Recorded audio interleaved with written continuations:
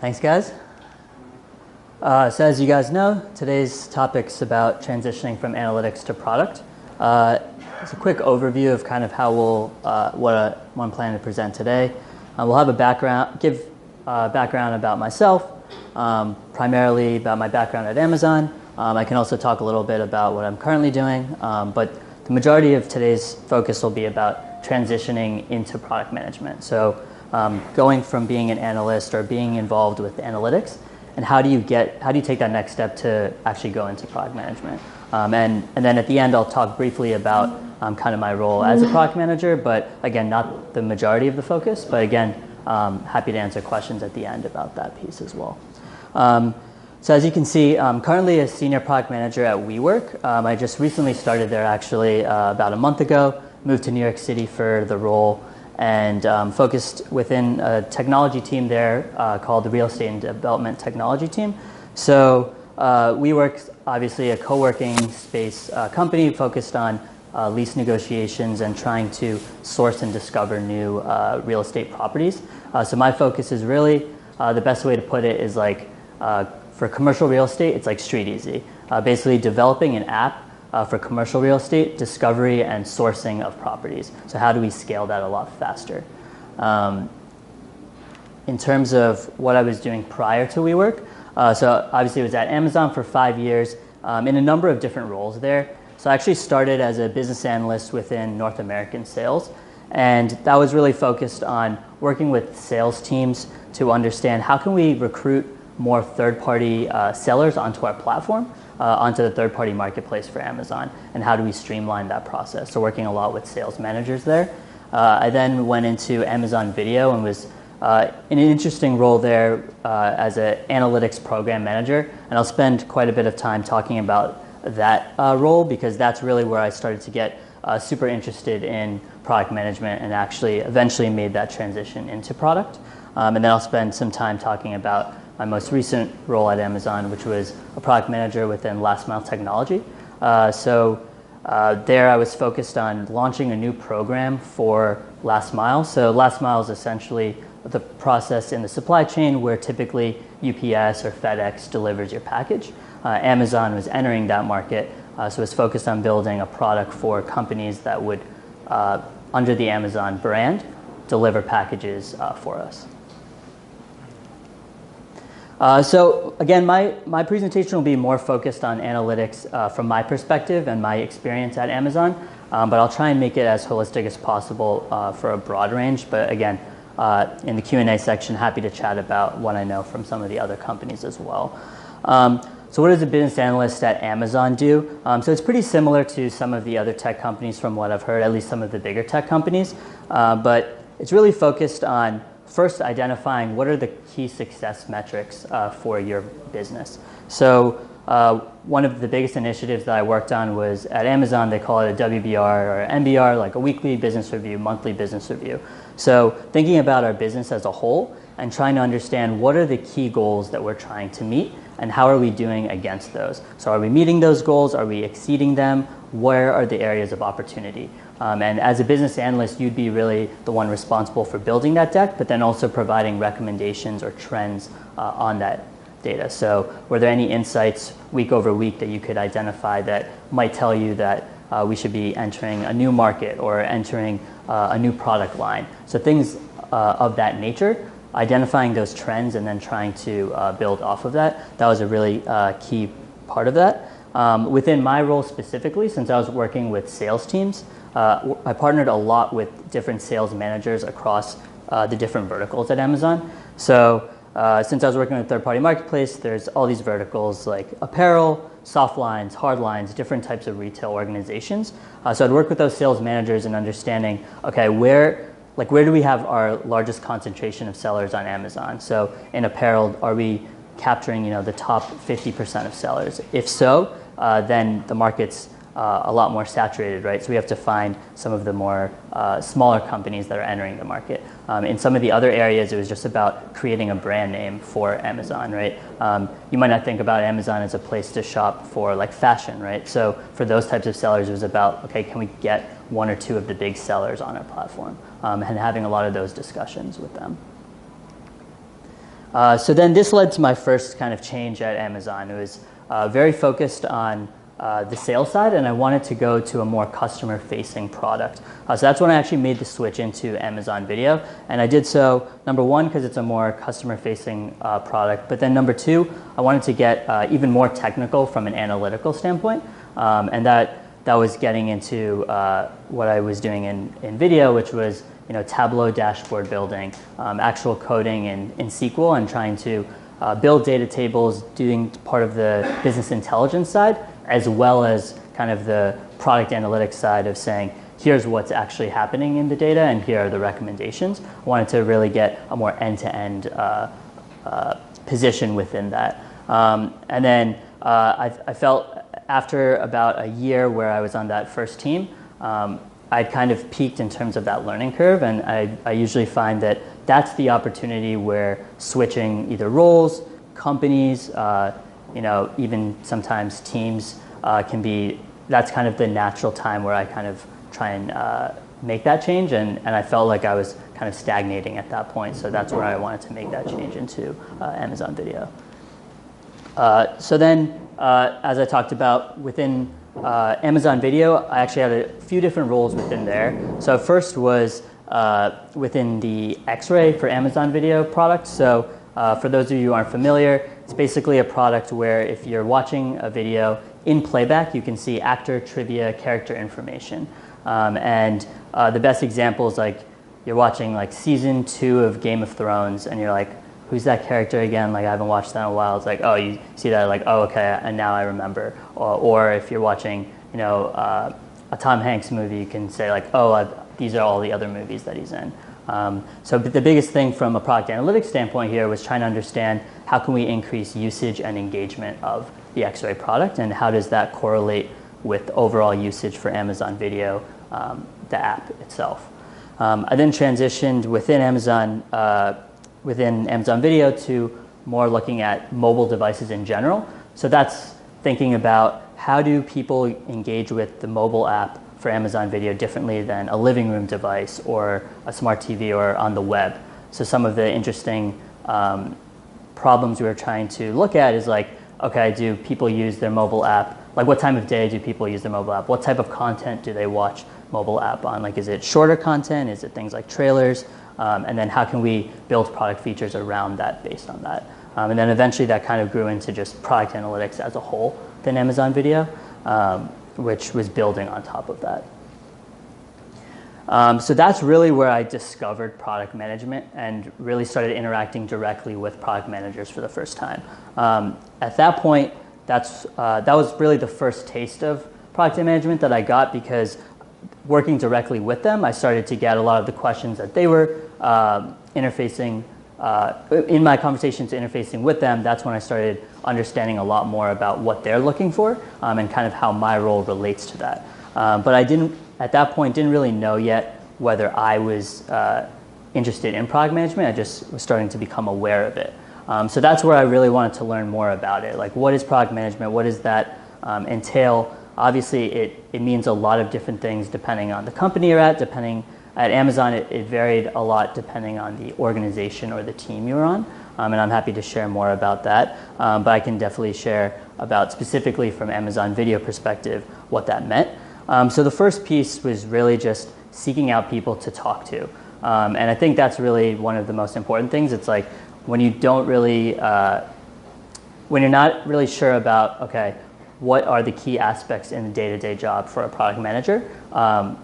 So go talk to actual product managers about that, right? And what are the types of questions that you would ask, right? So that's going to be kind of the next focus of the presentation. So it's like, who are you speaking to, right? So not only product managers for their insights on what product management is to them, but I also wanted to talk to leadership. So the good thing about leadership is they can kind of give you that bird's eye view of things.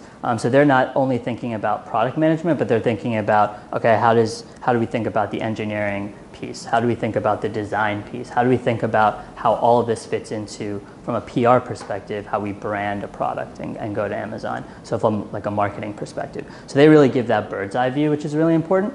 I also wanted to talk to current analysts. So it's like, okay, you've been an analyst for 4 or 5, maybe even longer years. Are you interested in transitioning? Have you thought about transitioning? Why or why haven't you done that? And then also former analysts to kind of see, okay, they were in my place, 3, 4 years ago. They made a change. What were the questions they were asking? What were the types of activities they were doing? So I'll first talk about kind of my interactions with product managers. I was very fortunate within the mobile devices team at Amazon Video to have a pretty good relationship with the product managers. So I used that opportunity to really get some mentorship and guidance. And I would urge all of you, whether you're kind of a current analyst, whether you're a product manager just starting, engaging with as many product managers as possible. That's really the best way that you're going to get a taste for what happens day to day. The challenge that I faced before that was like I would see product managers' involvement in the process only through my lens. So as an analyst, they would come to me and say, hey, we want this specific metric for this doc that we're presenting on, or hey, we're looking for this specific answer to our trailers used on mobile devices, and then I would provide a recommendation on that, but I wouldn't really see the end-to-end process of like, how did they come up with that question? What was the thought process around that? And then what are they doing with that data, and how are they actually executing on that? So that's where those conversations become super useful, and that's really what that second point is talking about. Like, what's your day-to-day like? Really figuring out end-to-end what they do, and then kind of figuring out where in that process you can kind of start getting involved in, right? Can you start broadening your involvement with how you work with product managers? In terms of the most valuable skills of a product manager, these are things that oftentimes you can kind of research and get a hand on from even just like Google searches. But what I've found most useful in terms of talking with product managers is figuring out like how they actually do that. So for instance, one of the most valuable skills people will talk about is prioritization, right?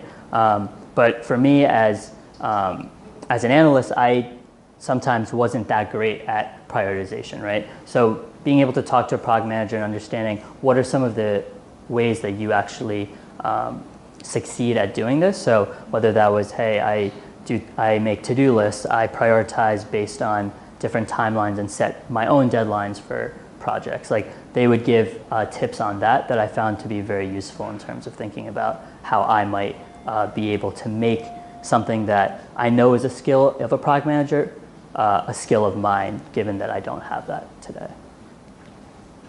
The biggest thing, and I'd say like the biggest takeaway from this entire thing, especially if you're an analyst today and really interested in product management, is figuring out what can I do in my current job that resembles product management.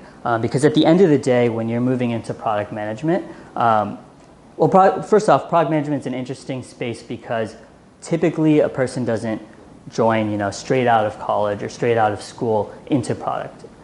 Usually they've come from some other type of background. So you want to understand what like that background is, but the challenge is that oftentimes when recruiting for product managers, they're looking for previous product experience, right? So it's about how can I, without having that formal title, show that I've done some of those things. So that's what's super important. And some of the kind of key pieces that I found within my role that resembles product management quite well. Experimentation. So like designing and actually implementing A/B tests, that's a huge part of product management. It's something that as an analyst you can really kind of own. So when I started working with these product managers, they would talk about how they might design a certain experiment, and then I would really try and take that part over. I'd be like, okay, let me take this piece of actually designing, implementing this, providing the recommendations, and obviously working very closely with them, but really trying to own that piece again, end to end. By doing that, one, you're building credibility with the product manager, so then they're going to allow you to kind of have some more of that ownership in the future. But number two, you're showing that you can, by owning that end to end, in the future, when you are interviewing for a product manager position, when you are thinking about making that switch, you can speak to that entire process.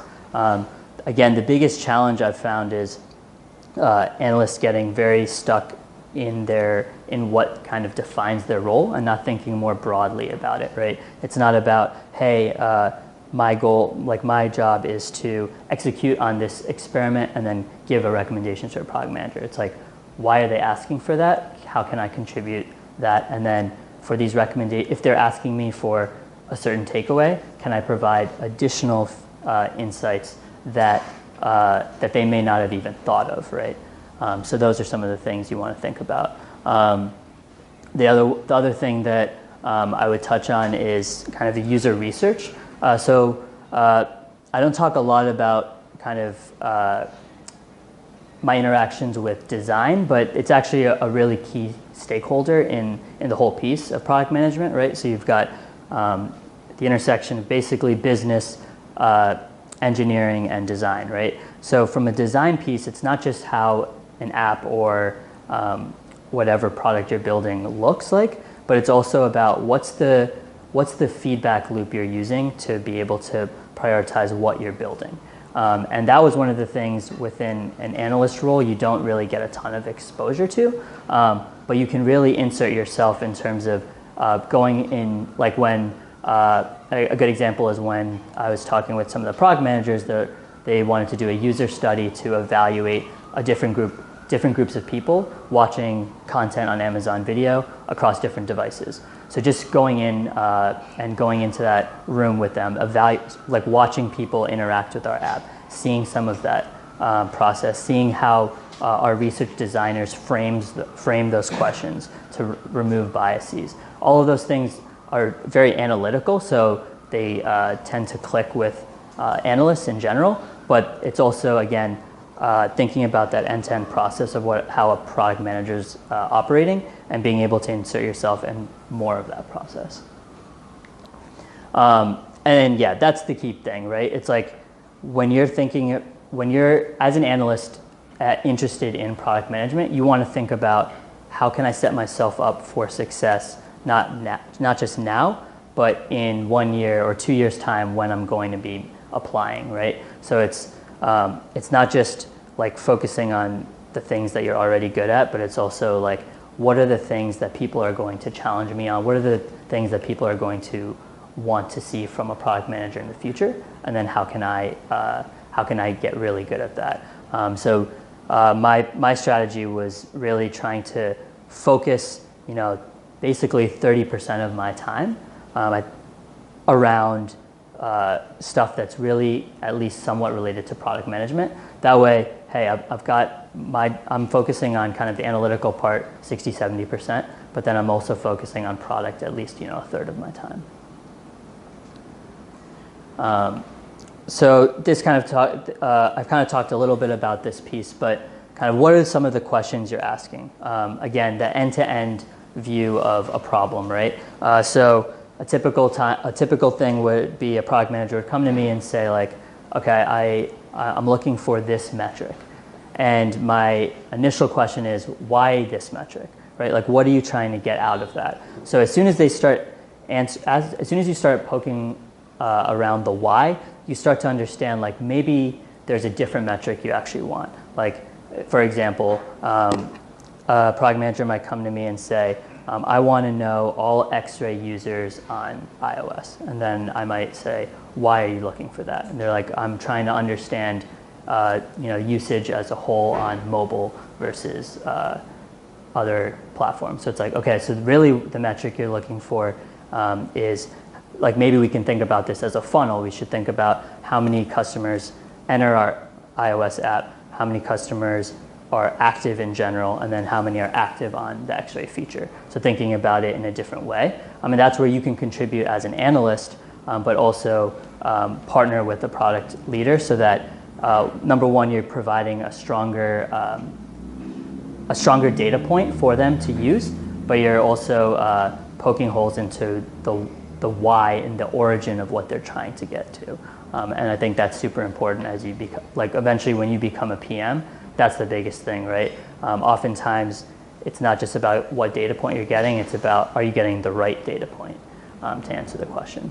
And that's really what I mean in terms of challenging PMs with suggestions of your own. And it's really, it's something that you only develop as you start to question kind of what you're getting at. And there's certain cases where they're like, hey, the answer would be, hey, we want this metric for a specific doc that we're presenting to leadership. And then you're not going to get a lot of push there. But then sometimes when you say that, it's going to be, well, this is what I'm kind of thinking. And then it's like, okay, I can really provide a better example of what we should be doing. And that's where you can provide the most value.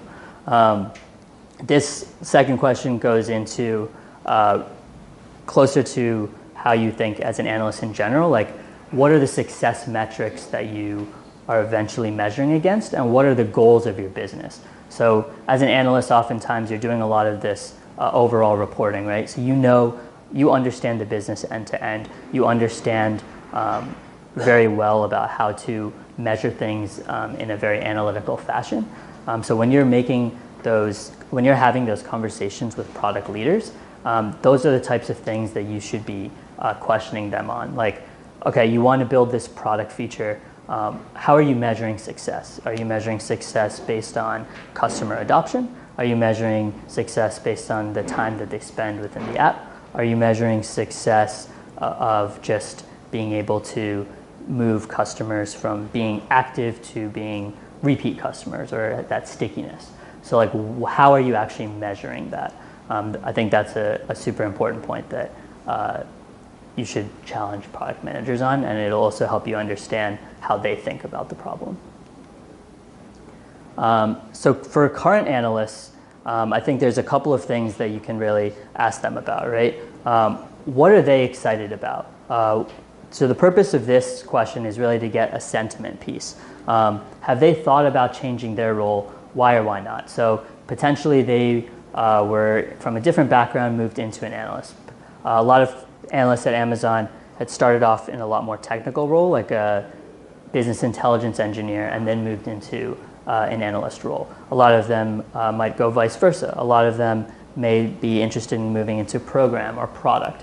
Understanding that sentiment about their current position would also help you as an analyst when you're thinking about transitioning. Like, is this the right fit, right? Is this something that I would actually be interested in, or is this something that's not as interesting to me? So I think that's super important for the current analyst. And then the former analyst is your ideal, right? Can you find someone that was previously in your position and has now moved into product management? Because then you're getting firsthand experience on what you're trying to do. And this is where you can really get basically the answers to all the questions you're unsure about, right? So why did they transition out? What prompted them to? Is it the same reason that you're kind of thinking about? Is it a different reason? Are there any parallels that you can draw from that? That's going to be your best way of kind of evaluating for yourself, is this kind of the right thing? What appealed to them about product management? As I mentioned before, product management can vary quite a bit. Was it about getting very technical and working with engineering teams? Was it about taking the analytical process and just extending it to be thinking about more from a customer perspective and being able to actually drive product features? Was it about being more of some of the product managers at Amazon are more kind of vendor managers, right? They're more focused on the retail side. Was that what prompted them to move into that side? So really trying to understand, again, their thoughts and get their perspective on why they made the switch, which should then hopefully kind of help you understand if it's right for you. That last question, what's the biggest difference between being an analyst and a PM? I found that the answer to this varies depending on who you ask, right? And depending on what that answer is, that could potentially sway kind of your thoughts on it, right? Some of the answers to this question, right? A lot of people will talk about the ownership in terms of like a product launch, right? As an analyst, you might be helping with all of the key data supports a product decision, and then you ultimately roll out this feature and everyone loves it, right? And you're like, hey, I provided all of that data, I was kind of critical to that, right? But you might not look at the flip side of if that feature doesn't get a lot of adoption. As an analyst, you basically provided data that supported it, so your job was pretty much done. But as a product manager, you're going to bear a lot of that ownership of, hey, this product didn't succeed for X, Y, Z. So you want to think about it from their lens as well, and are you comfortable with being able to take some of that? It's kind of like a high risk, high reward situation versus an analyst.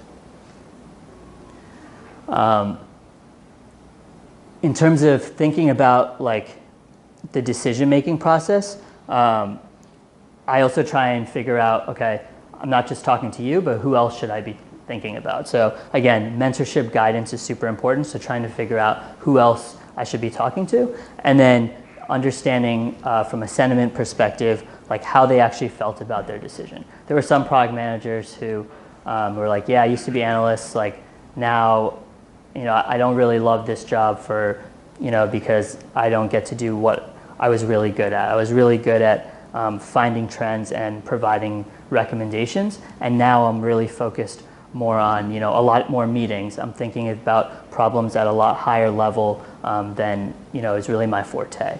Understanding that will give you that guidance of, okay, I'm making the right decision or am I not making the right decision?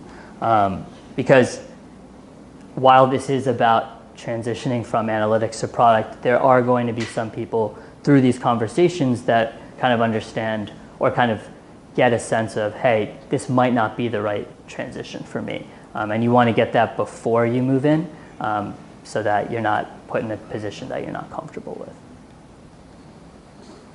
I really talked about kind of the purpose of why you'd ask this. Understanding firsthand feedback is the best way to really get a sense of whether you're making the right decision.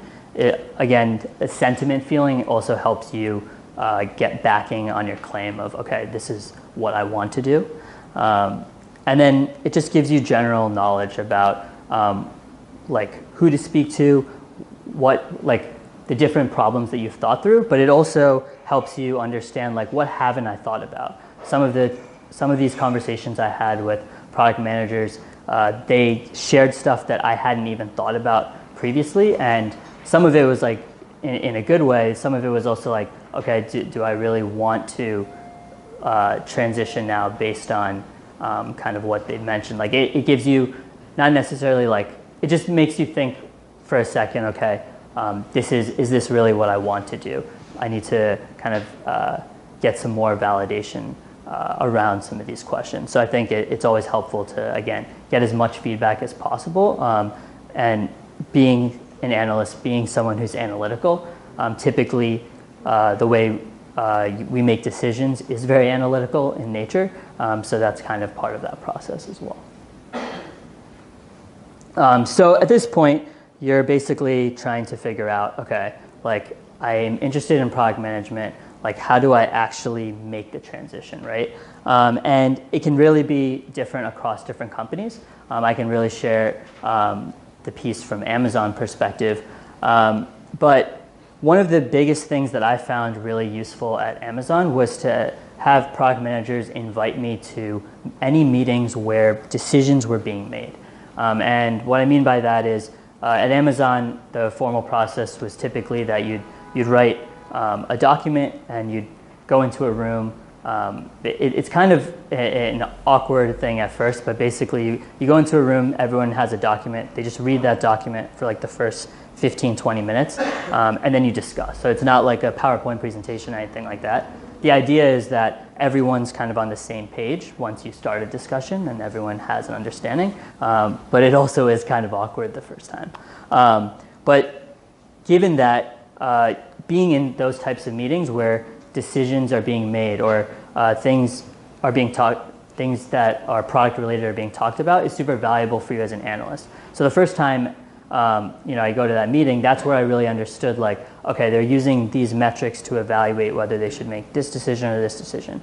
They start talking about trade-off decisions of, hey, if we want to enter this new market for Amazon Video, like do we want to do that in 2017? Do we want to do that in 2018? What are the risks and trade-offs involved in that? Do we want to build on Android first and then maybe come on to iOS later? Thinking about problems like this, where as an analyst, you're really just thinking about, okay, what's the adoption rate? Like, how many more customers may we get? Those data points are valuable, but you're not necessarily thinking about it with the same type of lens. And I think that's where some of these meetings are super important. It also gives you, it gives you a seat in the room when people are making decisions and having those types of discussions. And that helps you in the future when you're thinking about how you conduct your analyses. So if I'm building a Tableau dashboard or I'm building a report that's going to go to leadership, I'm no longer thinking about it just from a lens of, okay, this is the few data points I was being asked to do. It's like, okay, when this is presented, they're going to talk about this in this context. So I should also think about splitting the data in this way, or I should think about, oh, what are some comparable markets, or how I should break down this deep dive. So it gives you that context that can actually make you a lot better even just at your job. So I definitely recommend that piece.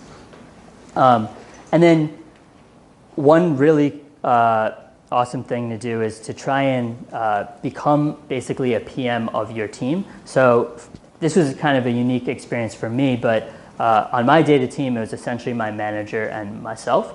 So I was very clear with my manager, I'm really interested in product management. I want to really get an understanding of what they do day to day and actually implement that in my own role.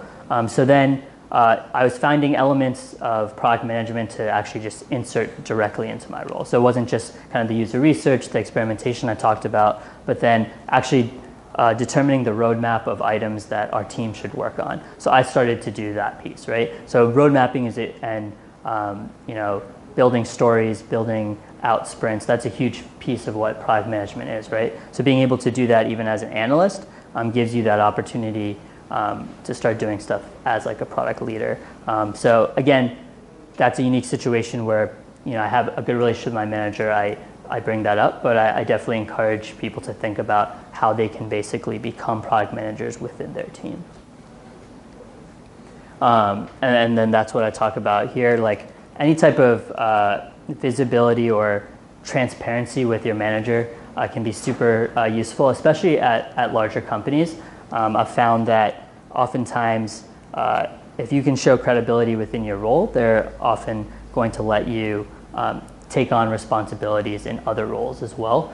So be clear with your manager about what you want, but go through that process of asking those questions, of getting some of that mentorship to know what you do want, and then have honest conversations with your manager about it.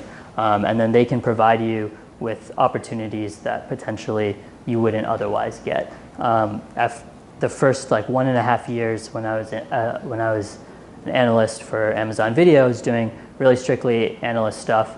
I had a conversation with my manager. I'm really interested in product management, and he basically let me operate under a product manager for 3 months.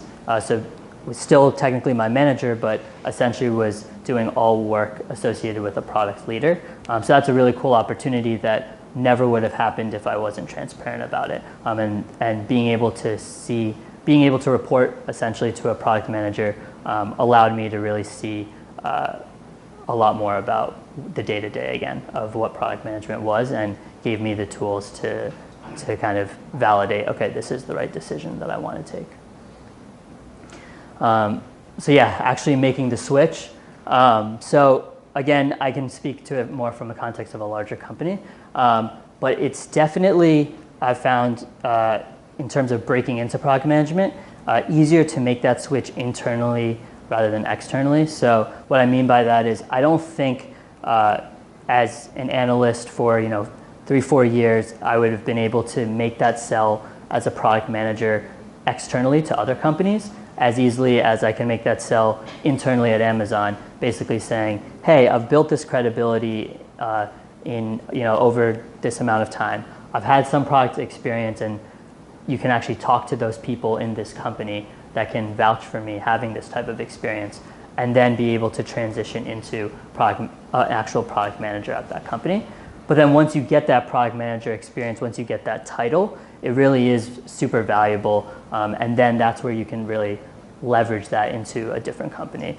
So especially for those of you at large companies, I would definitely encourage you, if you are thinking about making that switch into product management, think about how you can do that internally first. Even if maybe this team or this organization that you're in currently isn't a great fit, or you're not super interested in that, really think about how you can break into product, maybe at a different team, but at the same company, and then leveraging that externally. And mentorship is really like finding good mentors is a huge thing. Like I mentioned, when I was transparent with my manager, spoke with a lot of these product managers from my team, they were willing to basically manage me for like 3 months, give me all of the tools that I needed. And then when I was actually on the internal loop to become a product manager for last mile technology, my new hiring manager contacted all of those people, and they were able to vouch for the type of work that I've done. So it does really make a big difference. For those of you at smaller companies, I would also still urge you to think about it in that way as well. I mean, if you're at a smaller company, honestly, you're going to be wearing multiple hats anyway. You're probably going to be doing a lot of product management in your day-to-day job. So maybe it's not building that formal title, but it's about how do I start dividing if I think of my work as like 100% utilization, how can I start making that 30-40% product management, mentally at least.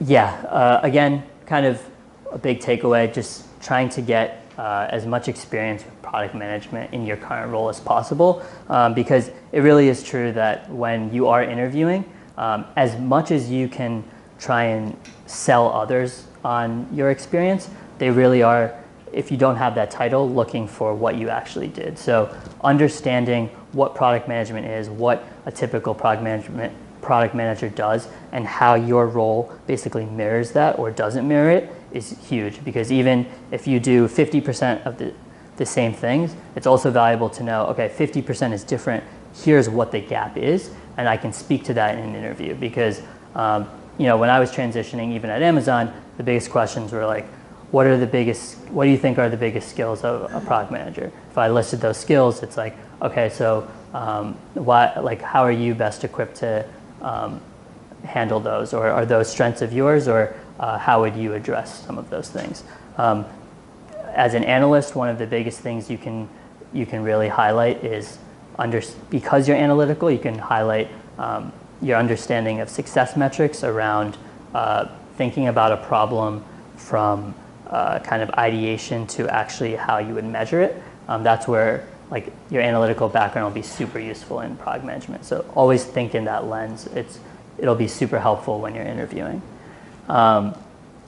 Another thing that I found really useful is try to find a product manager position that's at least somewhat analytical in nature. So when I made that first transition into product management within Last Mile, I found a product where it was a product manager position focused, with an engineering team building features within Last Mile, within logistics. But the product that I was building, a performance management tool, was focused on metrics and insights that we provide company owners for them to understand how their drivers are doing, how their business is operating. So naturally, I'm thinking in an analytical lens of okay, what types of metrics, what types of insights, these things that I'm very comfortable with, but then also being able to apply myself in new ways of working with design, working with engineering on how we actually roll out a feature. So you don't want to jump all the way in the deep end. You want to find a nice blend, and that'll also help you in the interview process naturally. Overall, the key takeaways, talk to lots of people, get feedback on the way you're thinking about this, make sure that it is the right decision, and the only way you can do that is by asking a lot of questions and talking with a bunch of people. Asking why is huge. Whenever you get those types of requests as an analyst, why are you asking me this? Why are we making the decision this way? It really makes a difference. Developing relationships, as I mentioned, I would say that the relationships I developed and the mentorship that I got was probably as useful or maybe more useful than actually some of the product management things I did in my analyst role. It was just about being able to even when I wasn't applying myself from a product management lens, it was about, okay, I understand how I would do that if I were a product manager. And it also makes you so much more successful when you're transitioning into product management. So it really is invaluable. And then the biggest takeaway is like figure out what you can do in your current job that is product related, and make that as much of your day-to-day as possible. Have those conversations with your managers, have them with mentors, figure out how you can insert yourself into that position, and then hopefully you'll be able to make that transition into product. Thank you.